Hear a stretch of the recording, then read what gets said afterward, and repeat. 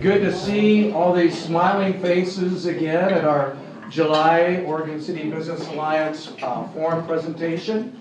You know, we didn't think we were going to have too big of a turnout because of the nice weather, and then I think people reread the invitation where it said we're going to be talking about the microbrew industry, the economics and dynamics of it, as well as having some of the owners of some of the local microbreweries here. And I hate to disappoint you, but that is iced tea over there. It's not what you were thinking it might be. And the reason there's no samples is because Kent told them not to. I say never doubt what the mayor says. The mayor, whatever he says is the gospel truth, but every now and then you do have to question it. But no, it's an amazing topic. I'm just going to share a couple statistics, and then I'm going to make sure everybody's sitting down. But starting tomorrow, the Oregon Brewers Festival is going to commence down at Tom McCall Waterfront Park. And from an economic standpoint, over $30 million will be generated from that festival over just a few days. And the beer industry itself generates close to $4.5 billion here in the state. And I'll let Sam kind of touch on all the different breweries that'll be there, but it is a big, big event. And Oregon, and especially just our region here, is truly being discovered for the product and the talent that's able to put it all together. This week's edition of The Economist is touting their new series of films. Maybe we should find some more formal way of telling you about this, but it's called The Disruptors. And there's a series of films called eydisruptors.films.economist.com. And the reason that I bring that to your attention is the whole concept of disruptive activities and disruptive industries and so on is pretty much the specialty of Dr. Holloway. I met Dr. Sam when he was doing a presentation for Pints from the Past down at the Midway pub, and I was so enthralled by his presentation. I said, "Well, you just have to have him." The timing worked out with the Craft Brew Month, and without further ado, I'd like to introduce our speaker, Dr. Sam Holloway.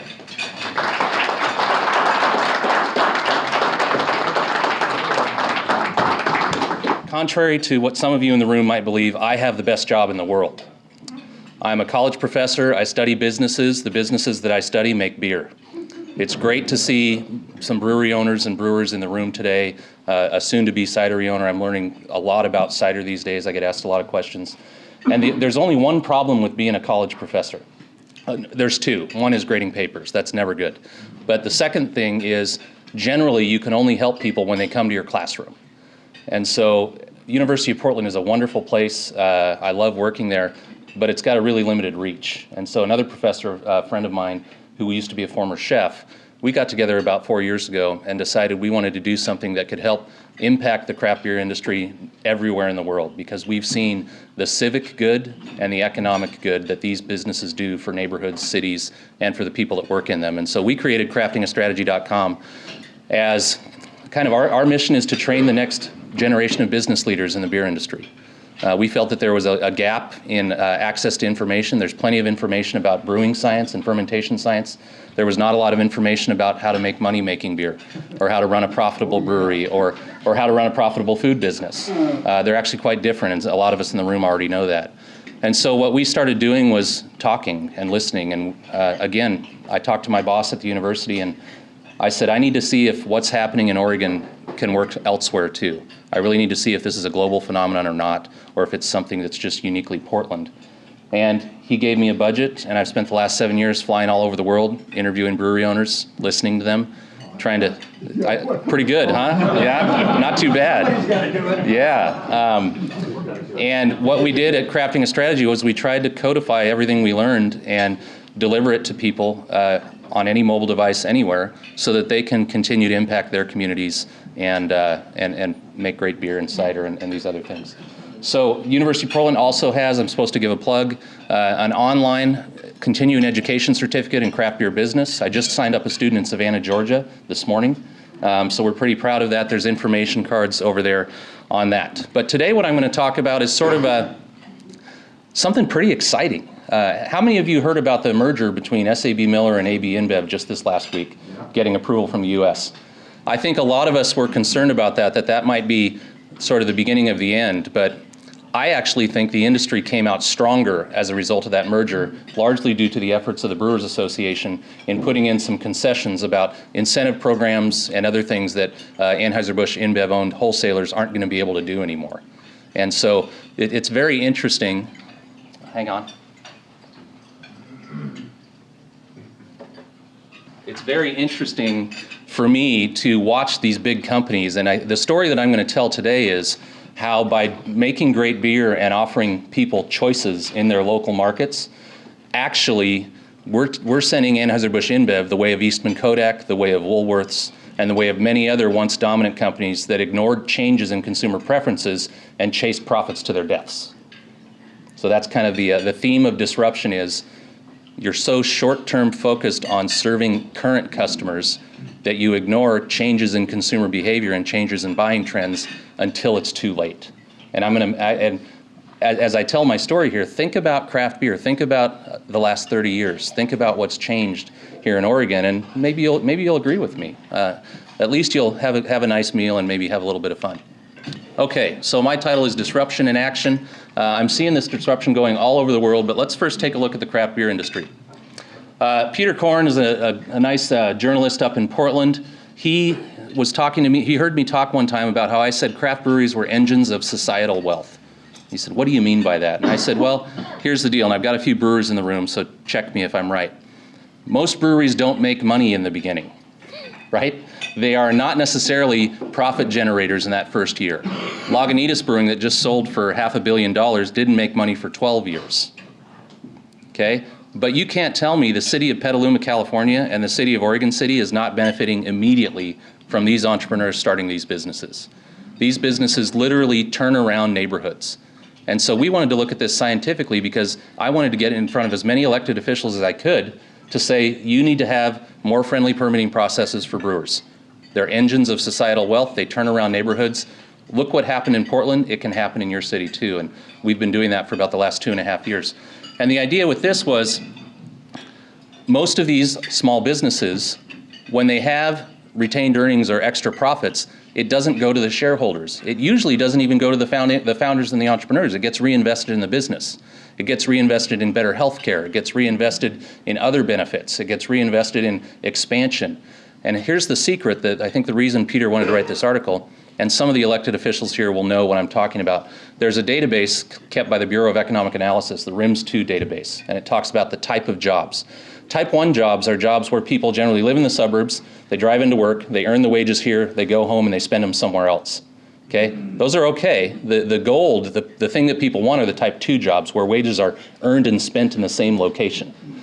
Well, breweries in Oregon, for every 1 direct brewery labor job created in Oregon, 3.5 type 2 jobs are created. In California, it's over 6. So literally, these businesses, if they're started in these neighborhoods, the wealth stays local. And I think it's a wonderful aspect of this great industry. Yes? Some other advantages of that as well, of course, such as less traffic moving on our infrastructure to go to a job that's outside the city. So we're able to keep the traffic local. Maybe people can walk or drive to their work and so on. So that, and that keeps the air cleaner and the infrastructure more secure. There's a lot of advantages to that. William, you're right. I used to joke when I said this that I was going to save the world one craft beer company at a time, but I actually think we can, right? I think we can. So a little bit more detail. I apologize. These data are from a previous year. This is 2014 data, but it does give you an idea of the magic that this industry is doing.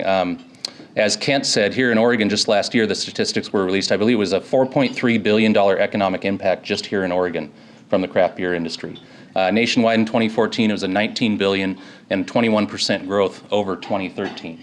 This is something that's not really going away. And so it's really fun to study. We've got a lot of breweries in planning.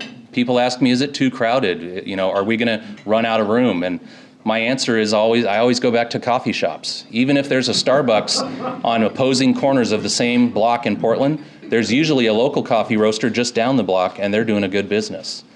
It all gets back to consumers having more choices. those of us that are old enough to remember, in 1980, there were only 89 breweries in the country, and they all made basically one or two styles of beer. A bunch of people didn't consider themselves beer drinkers. Okay, they drank spirits or they drank wine, and the type of beer that was available they didn't like. And so one of the things that'll come out of this idea of disruption, because I'm going to talk about a new market disruption, is you find non-customers. You find large groups of people that weren't being served by the choices that were being offered, and all of a sudden, by giving them more choices and giving them more flavorful beers, a whole new group of customers that the existing companies don't even target start moving in. And that's really part of what has happened here, and I'm going to lay out the argument for you as we go along. Other things that are happening. The legacy beer companies are losing market share. I wrote an article for theconversation.com a little while ago talking about a little bit of the foolishness of this idea of why would a company as smart and as big and as powerful as AB InBev or the Anheuser-Busch in North America, why could they keep making these mistakes that Eastman Kodak did? Why would they follow the pattern? And the truth is, imagine if you're at Anheuser-Busch, you've got a 33% operating margin, your shareholders like it, you've got a product that's pasteurized so it can be shipped long distances at much lower cost, you have much more opportunities to optimize in your supply chain because you don't have as fragile a project. Imagine if you told your shareholders, hey, there's a lot more craft breweries out there. Their operating margins are about 4%. I'm going to go start doing that. Your shareholders say, whoa, no, we like 33%. We like you to keep doing what you're doing. Even if, these guys are sort of popping up and all that, but usually what happens is by the time they make the switch, and certainly Anheuser-Busch has been aggressive buying about one brewery per region here in the United States, it's usually too late. And this isn't just Sam Holloway, this is Clay Christensen, author of The Innovator's Dilemma from Harvard Business School, who has studied this phenomenon of disruption across many, many different industries. So one of the things, and really, this is really where I started to think, and I was actually on Tim's radio show when I first sort of got my thoughts together talking about why I think disruption might be working. Most of us, when we saw the increase in mergers and acquisitions, we were sort of thinking it was the beginning of the end. And then I read this article from Nick O'Malley at University of Southern California. And he actually said, no, rampant mergers and acquisitions by incumbents is the death throes of that industry. The only way they can continue to create value for their shareholders is to merge with each other because the products that they're making are continuously being ignored. When I read that, I said, hang on a minute. This is about last October, and I said, I'm going to grab Christensen's theory, which talks about the mechanics of disrupting an industry, disrupting big, powerful folks, and I'm going to see if Melly is right, because he cited the craft beer industry in this article, and it really, really sent me going. Eventually, I was able to collect my thoughts and organize them in a way that made sense, and we published this article on The Conversation. It was picked up by Business Insider, Huffington Post. We had about 100,000 views in about 6 days. The normal article on The Conversation has 1,000 views in a year, so I was pretty happy with that. I was a little nervous. I got a call the day the article came out. St. Louis TV, where Anheuser-Busch is headquartered, CBS actually called and said, is this real? We've got a lot of scared people here. And I said, they should be. And the truth is, Anheuser-Busch is no longer an American company. It's run by a Belgian company that's run by a Brazilian billionaire. And they're bankers, and they're good at it. All they care about is increasing operating margins, getting rid of waste, and making sure their shareholders are happy. It's rumored they're going to buy Pepsi next. So it's not about the beer. It used to be, Anheuser-Busch historically was all about the beer. It was a family-run organization. They have excellent brewers. Some of them are finding their way into craft now. But with InBev in charge, those days are over. They're bankers, they're good at it, they know exactly what they're doing, and they don't really care much about whether the beer's made in St. Louis anymore. Clay Christensen started by studying U.S. Steel, Bethlehem Steel. Very dominant companies that had 90% market share as late as about 1974, all of which were out of business by 2001. How could that happen? Then he applied it to Woolworths. He applied it to these other companies. And his main theory is what's called a low-end disruption, which is a cheaper, not quite as good performing initially, but much cheaper business model emerges and then ultimately drives the competition out. And what happens is U.S. Steel they're not a bunch of dummies. They know what they're doing. But they were looking at this new entrant, this mini mill steel production, a company called Nucor, and they said, well, Nucor can only make rebar, and rebar has a 7% margin. Let's let them have the rebar market. Let's redeploy all of our resources to start making more I-beams and more sheet steel where the margins are 18 to 24%. Our shareholders will be happy. We'll get bigger bonuses. High five. They're doing us a favor. And what happened was over a 30-year period, Nucor got better and better. These companies kept chasing more and more profits until ultimately they were irrelevant. That's really where Christensen made his name in disruption theory. He had a doctoral student named Michael Rayner a few years later, about 8 years later, that said, that's not the only kind of disruption. There's actually a new market disruption that behaves in much the same way, and that's what I'm going to describe today to talk about craft breweries. There's 3 things that have to happen for a new market disruption to occur, at least according to Christensen and Rayner. Number 1, large populations of consumers who have not had the means to make the products themselves have gone without it altogether. When Prohibition was repealed, home brewing was still illegal. It's not that nobody was doing it. It's just that it wasn't legal yet until 1979. Okay? In 1979, Jimmy Carter made it legal. And you had some home brewers start thinking, wow, I could start making and selling beer over the counter. I could make the kind of beers I like to drink and my friends like to drink. They don't have to be the same styles that are currently offered. Let me see what I can do. And some of the pioneers here in Oregon, like the Ponzis at Bridgeport and the Widmer brothers, they realized, you know what? Because of these archaic laws from the 30s, I can only make and sell beer to a distributor. I can't actually grow fast enough or start big enough to make a go of it. So they started changing the laws, and we'll talk a little bit more about that last law change that allowed them to sell direct to consumers. One of my good friends, Martin Stack, he's a professor at Rockhurst University in Kansas City. He's a beer historian, so he might actually have a cooler job than me. But anyway, he wrote this great paper about how the previous beer that was available prior to the repeal of, or prior to homebrewing becoming legal, was a beer that not many people cared for. In fact, even the people that made it knew it wasn't as flavorful as other beers that were out there. And so that's number 1. Number 2, customers who use the product need to go to an inconvenient and centralized location. So a large group of people that couldn't make it before now have access. Number 2, customers who use the product have to go to a centralized location. Had to always go to inconvenient centralized location. If you think about it, not only were there very few choices, there wasn't a local brew pub. You had to go to the grocery store, or you had to go, you know, maybe you did decide to go to St. Louis and tour the factory, but there's a very tightly controlled, mostly owned by Anheuser-Busch distribution system, so consumers had very little choices. And what's different about the microbrew revolution that Stack pointed out was, now instead of competing on advertising, you could actually compete on the inherent product characteristics. That's really what craft beer and microbreweries were, according to Stack, was giving consumers a chance to select, not based on advertising or being convinced that if I drink this light American lager, girls in bikinis are going to like me too, right? It's more, wow, I might actually enjoy the flavor of this. I might actually consider drinking beer. I've always considered myself just a wine drinker. So that was a big move. Now the last one, and the most important, is that a technology gets developed that solves the first 2 problems. That's the brewpub business model. 1985 in Oregon, brewpubs became legal. Okay, the brewpub allows you to sell beer direct to the consumer. For those of you that don't know kind of the money in the pint glass, that's what's kind of going to be the next part of my talk. So at the end of this, you're all going to say, not only do I need to patronize my local tap room, but now I understand why a city, a metropolitan area like Portland, with fewer than 1.3 million people, can support 90 breweries. That's where I started my research. I said, I love craft breweries. I work in Portland. I own part of Oakshire Brewing. I'm on their board of directors. I was worried. I was nervous. How are we going to keep this thing going? And when I started looking at all the money in the pint glass that's available, if your business model is correct, I got pretty excited. And so hopefully after this next part of the talk, you will too. Let me check my time here. I'm doing okay. Are there any questions anybody has before I get into the money? What was that year that you said that Oregon began? 1985. Wow, that's pretty recent. Yeah.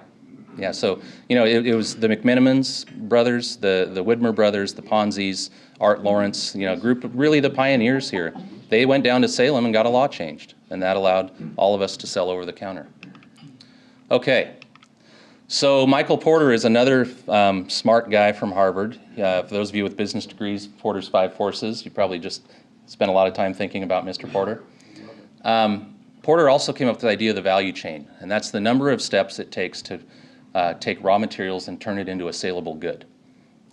Pretty easy in concept. And so what I did was I said, if I'm really going to understand how to help breweries, I need to go from soup to nuts, from raw materials all the way to that delicious beer that we enjoy, that IPA that you love, right? I got to figure out where the money goes. So I overlaid a pint of beer on Porter's value chain because I wanted to figure out who was making all the money and how I could help.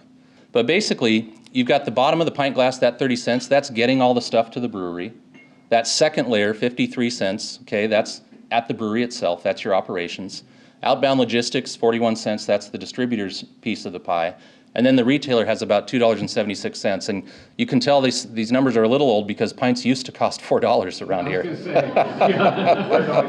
Yeah. So now just think about the margins if we just start adding, a $5 to $6 pint.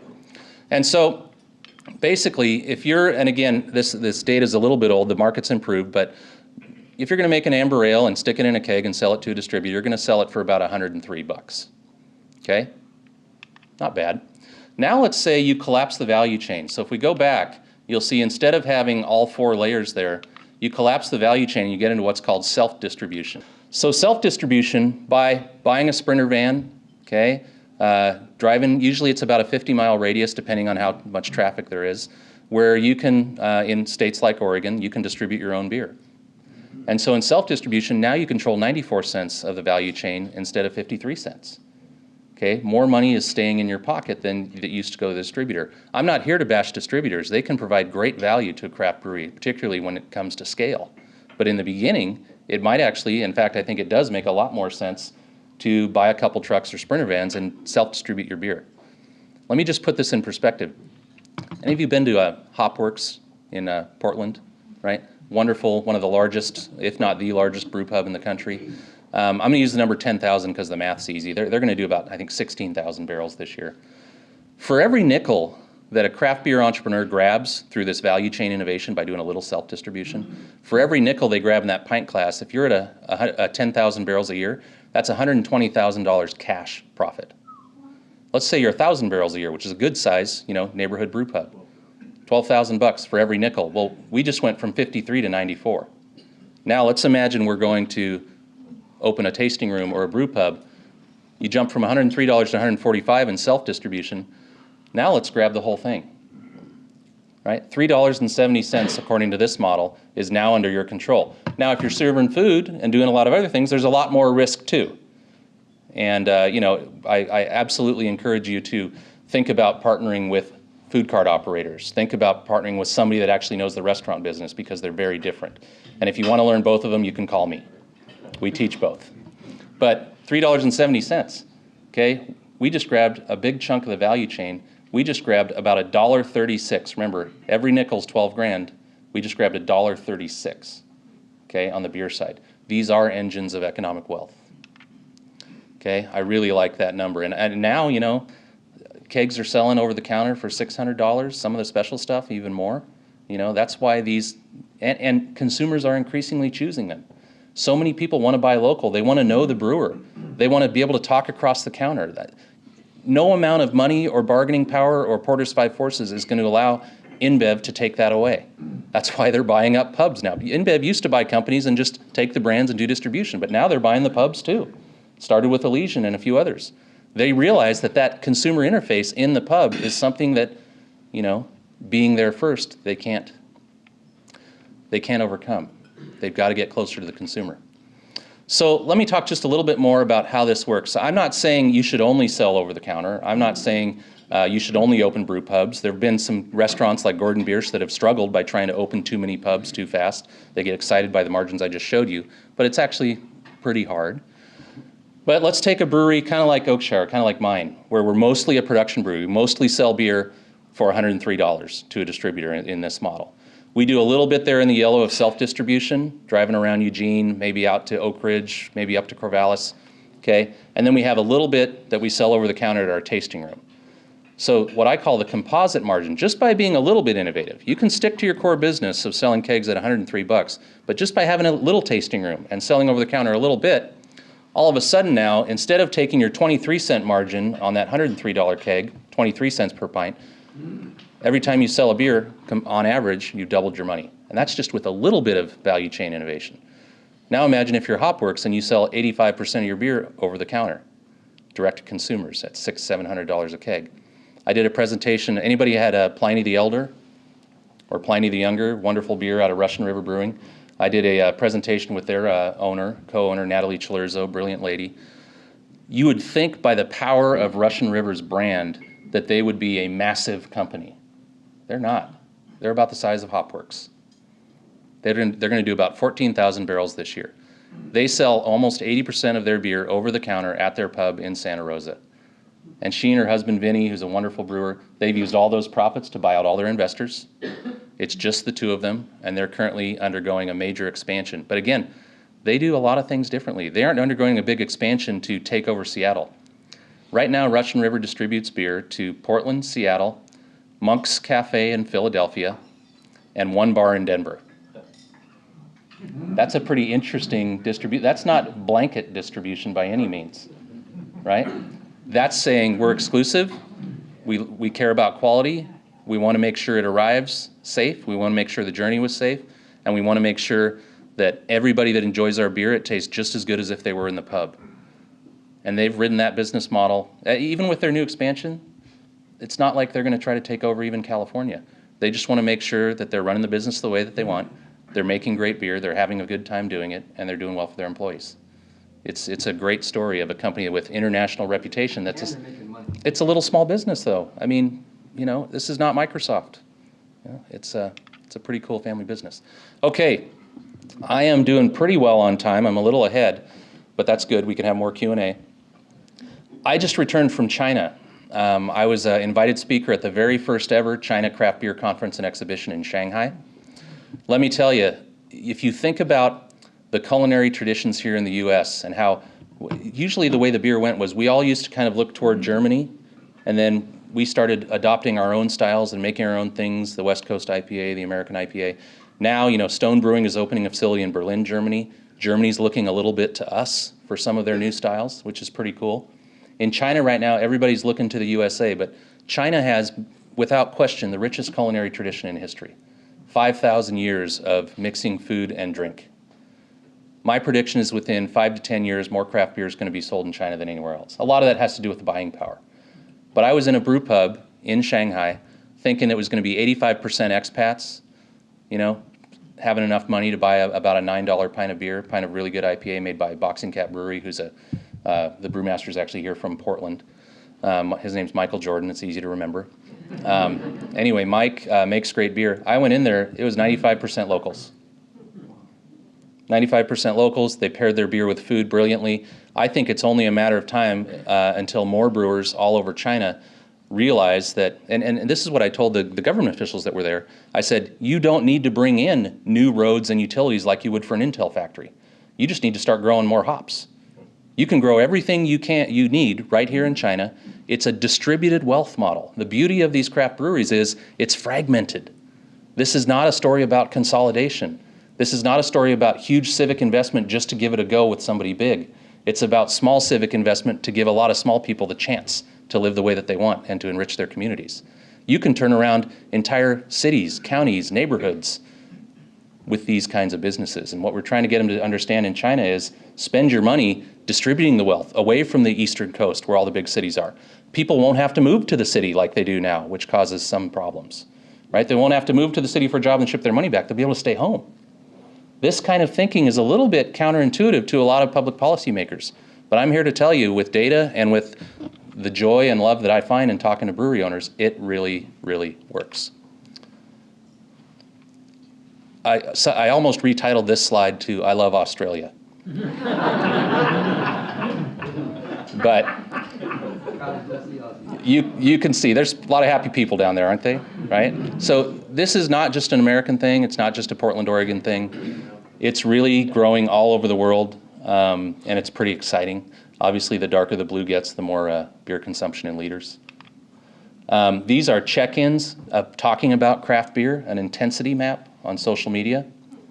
I think that's pretty cool. So there's a group of us where we're calling it fragmentation as strategy. You know, Tony McGee from Lagunitas Brewing when he was talking about why he sold out to Heineken after he was so outspoken against the AB InBev acquisitions. He used a term that a lot of business owners use. He called it the gravity of economics, sort of a, what else was I going to do? I was going to get crushed, so I might as well get out while the going's good. Good for him. You know, he made $500 million. Good for him and his employees. But overall, for most of us in the beer industry, by staying fragmented, okay, consolidation won't get us. Consolidation's happening at the top. The top 125 craft breweries in the country last year had about a 75% market share of craft. So that's 125 breweries. They're the ones gobbling up each other. They're the ones getting bought out, right? The other 4,300 craft breweries in America, right, they're stronger by being fragmented. And this idea of fragmentation and strategy, it goes against everything that they teach us in business school. And we find it fascinating. So a group of us now, and we like to go to beer festivals and call it work. That's the other part of it, right? We're traveling around talking to small brewers and trying to understand ways that we can help them talk a little bit more strongly with their local governments, with their consumers, to make people understand a fragmented craft beer industry is a better industry overall for more people in this country and in other countries. So our latest tagline is, what sustains a renaissance? And I'll end with this, just a little thought experiment. The Italian Renaissance largely occurred because power and wealth was distributed. Italy wasn't even a unified country at the time. There were a bunch of independent city-states. They were spread out all across the Italian peninsula. Architecture, creativity, everything flourished. Florence grew in incredible wealth, intellectual wealth, artistic wealth. You know what killed it? Consolidation. Catholic Church, England, Spain, and France wanted a piece of the action. Okay, and they came in and basically got the wealth in fewer places, concentrated in more, and the Renaissance largely ended. What sustains a Renaissance, at least what we believe, is continuous commitment to fragmentation, to small business, and to making sure that every community that wants one can have a brew pub. Thank you very much.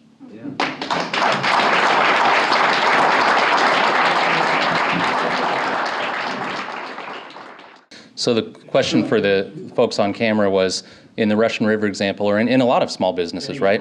What's your succession plan? And are they doing anything? They're generating considerable wealth and running their business really well now.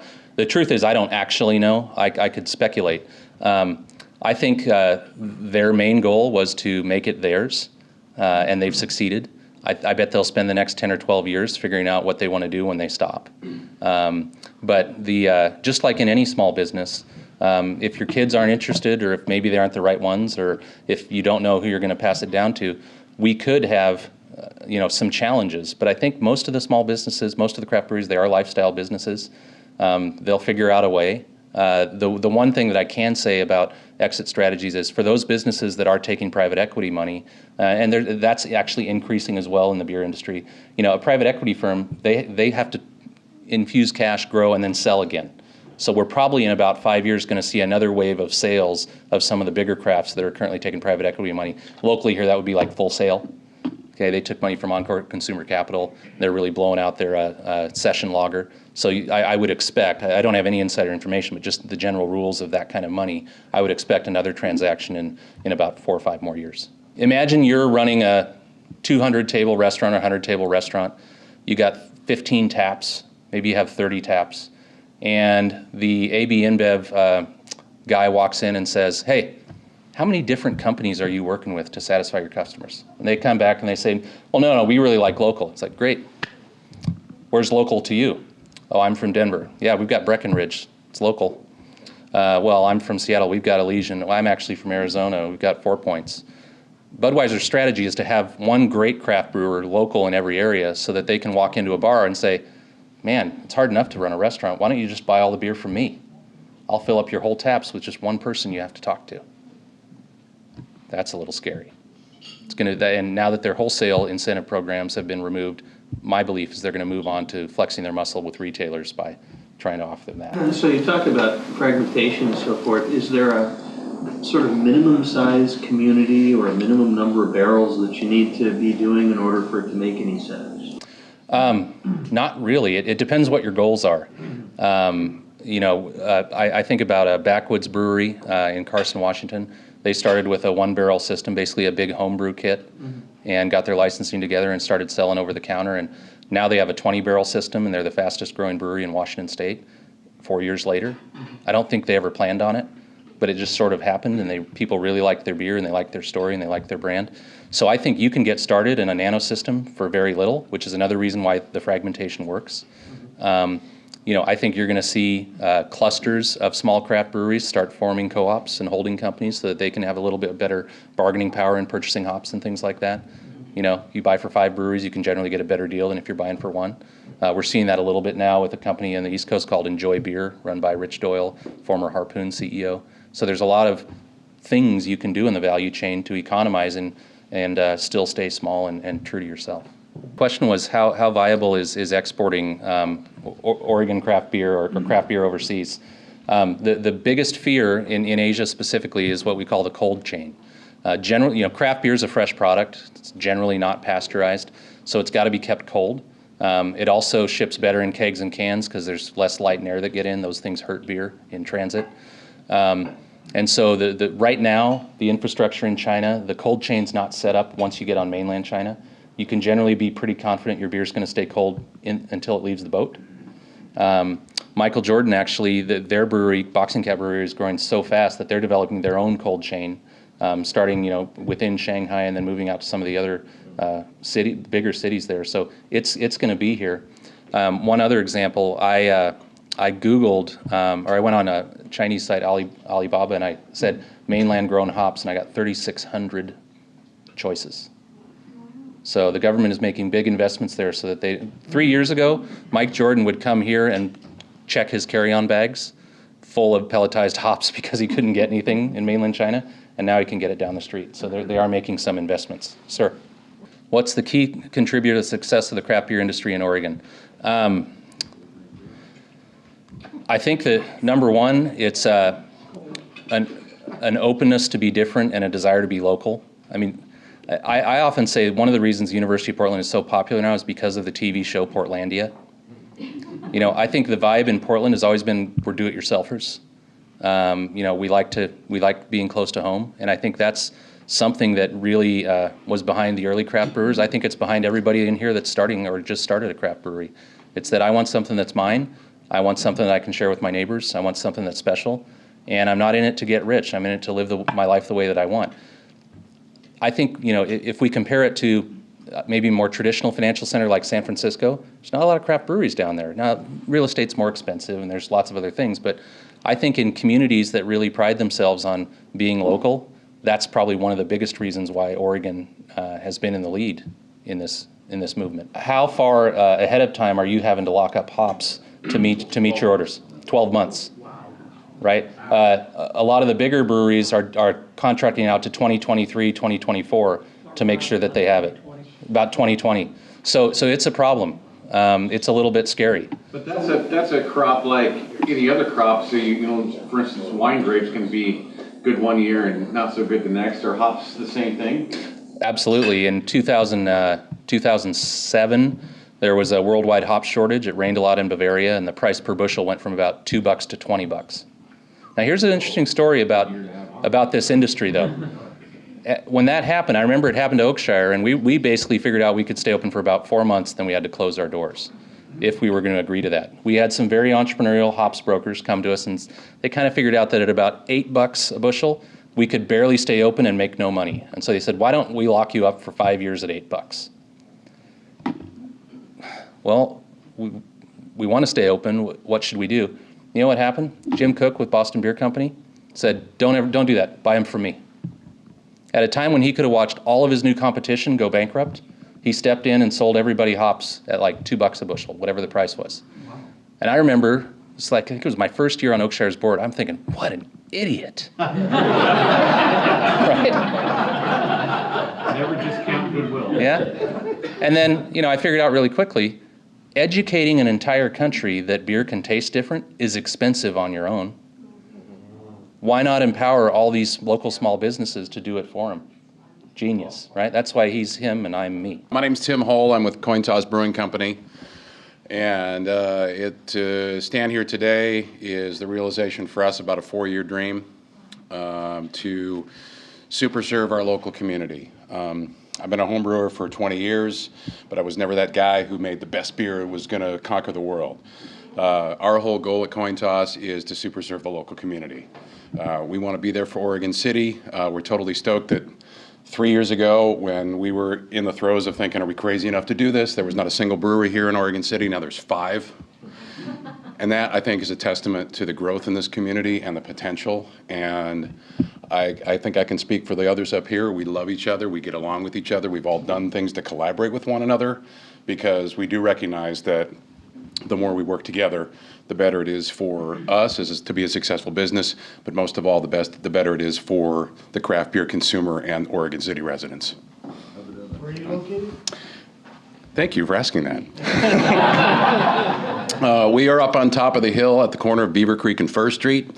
If you know where the Bottle Drop Redemption Center is, right there, Beaver Creek and 213. Our tap room's open 4 days a week, Thursday through Sunday. If you're in the neighborhood, though, and the lights are on and the garage door's open, stop in for a growler fill and just to say hello. Can you tell us a little bit about the beers you make and how much capacity and so forth? Sure. We are a 10-barrel brew house, which in all of our research to try to launch this crazy dream was the size that we wanted to have in order to be economically viable. And after all, is a business. I mean, we do things that makes people happy, but when it's just you and your wife and our brewer running the business, it's got the numbers all got all pencil out.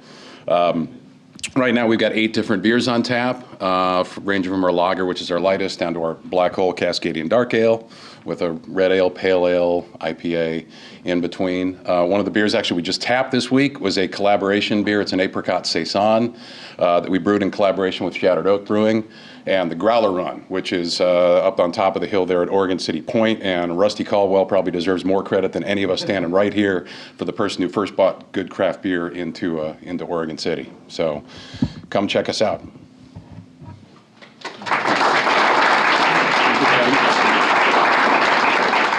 So I'm Brandon Eldner with Shattered Oak Brewing. We are the biggest little brewery in Oregon City. And, to follow up on what Tim said, it's a huge collaboration between all of us here. We're kind of stepping in a zone where there wasn't anything. And I think everybody here has really helped out. We had Oregon City Brewing inviting all the Oregon City breweries down to their first anniversary, I believe it was. So it wasn't just about them. It was about Oregon City. We all enjoyed that very much, and it helped us little guys out a lot to give us a lot more exposure to people. Doing a collaboration with Tim, not only was it a great exposure for us, but props to him for giving the little guy a chance to step up to the plate too. And even though I didn't really do much, I did hackle Tim quite a bit, but that seems to be my main priority. He's good at it. Yes, I do pride myself on it.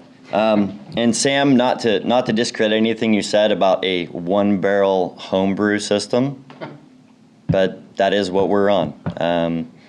It's what we could afford out of our pocket. We don't have any loans or anything out there. It's what we've built. It's what we've made, and that's what we're going to continue on until we get a chance to step up. So no tap room or tasting room, so don't stop by because I won't be able to give you anything. But other than that, I will turn it over to, unless you guys have any questions.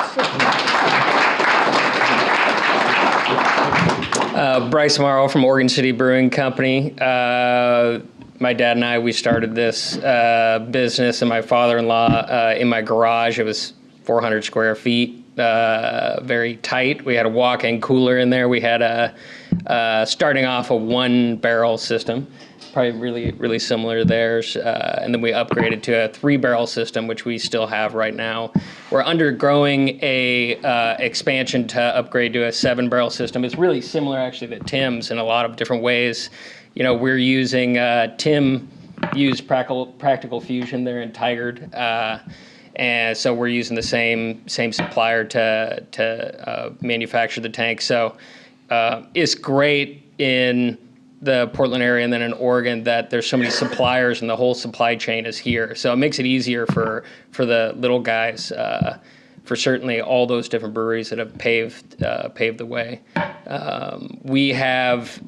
So we're right over here. We had a very short commute to get over here. And any of you that have not tasted our beer, I welcome you to come over there. We'll buy you the first pint after this if you'd like. Did you hear that, Mayor Holiday? Dan's already had a couple before. That doesn't give me a growler of George's Honest Ale, however. Our goal from starting it was to be really like a living room for the community. So we are part of the expansion that we're doing is adding in a restaurant, which will be operated by Olympia Provisions. And I think in a lot of ways, it's kind of similar to what Ancestry Brewing has done with PDX sliders, where it's like, focusing on what they do really well. What we never wanted to operate a restaurant. You don't want to taste our food, but we like brewing beer. So we found a really good partner there. So we're really excited about that. So about 3 weeks, 4 weeks, we'll have that open, and then it'll be for all ages also. So that'll be great. But echoing on the statements they've already made, we really want to make Oregon City a destination for craft beer, and looking at a small town like Astoria, smaller population size than Oregon City, I see that potential for that draw. We have, looking at our credit card information, we get more than 20% of customers travel more than 15 miles to get to our brewery. So, we're bringing in all kinds of different customers, and on any given month, put together, we're bringing a couple hundred people who ordinarily wouldn't come to Oregon City. So we're really excited to be here. And that's an open invitation. But it expires within like 1 hour. So.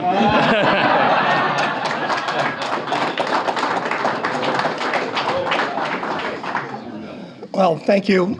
I'm Jerry Turner. I started Pioneer Pump in 1998 in Canby, and grew that with 3 partners to 101 million in sales in 2014. And I had the person lined up to succeed me, so I retired and we sold the business. Some of my partners and I sold the business over time. And it was real frustrating to me because I had 6 projects they were working on when I left. And immediately after I left, the person that they hired to replace me discontinued all those projects because they were booming in fracking. And so what fracking has done the last couple of years, and all of a sudden their business has gone down the tube. And we had 2 companies in England, a company in Johannesburg, South Africa, a company in Melbourne, Australia, and the company in Canby. And the ones offshore are doing what we thought they would do because they've stayed diversified more so than, the parent company here. They've laid like 50 or 60 people off, so I'm pretty frustrated about that in 2 years. But my son and I, when we started Pioneer Pump, it was supposed to be a family business, and the old company I worked for sued me and tried to put me out of business, and so I had to get some additional investors, and we countersued them, and the lawsuits went away really quickly. But so my son put this business plan together, and we wanted to have a family business, and he's been brewing for 16 years, home brewing, and he's got a degree from Oregon State in chemistry and microbiology, and he got his master's degree at Willamette in marketing, worked for HP for 8 years, and then we put this business plan together. And I said, Jeremy, this is great, but I'm not going to do this unless we get somebody that really knows the business and can come in and help us. And so we found, just by chance, a guy named Al Triplett who worked for 24 years for Red Hook, and they got bought out. And so now he's a consultant, goes all over the country helping people build breweries. And so he's a partner, a small partner in our brewery. But we have a 10-barrel system. We can do about 2,600 barrels a year right now, which once we open Sellwood, that'll take care of our 2 tap rooms. But we want to distribute some too, so that we keep a demand out there and people wanting to come to our facilities. So we're adding an additional 1,400 barrels of fermentation capacity this fall. Anybody in the business knows it takes a long time to get a fermentation vessel when you order it up front. So we've managed to twist some people's arms at JV, and we're getting them in October. But so we're opening Sellwood hopefully this week. We're getting our final food inspections this week, and to these guys' point, we did partner with PDX Sliders. I told my son, he just wanted to do beer, and I said, listen, I think it's important that we have some food, some beer food. And so he started trying to find somebody with a cart that would bring a cart out and sell food there at the brewery. And we ended up finding Ryan with PDX Sliders. He's won all kinds of awards the last 2 years. It's been in business about 2.5 years. And it's been a great partnership. The first month we did over 110,000 in revenue. And it's just been a great partnership, and we're really looking forward to continuing. And we have 18 of our beers on tap, and we don't sell anybody else's beer. We just sell our beer in the tap room. And we have a couple of ciders and a little bit of wine, but 18 of our own beers. And we're introducing 3 more this week as part of the introduction for the Selwood location. So thank you.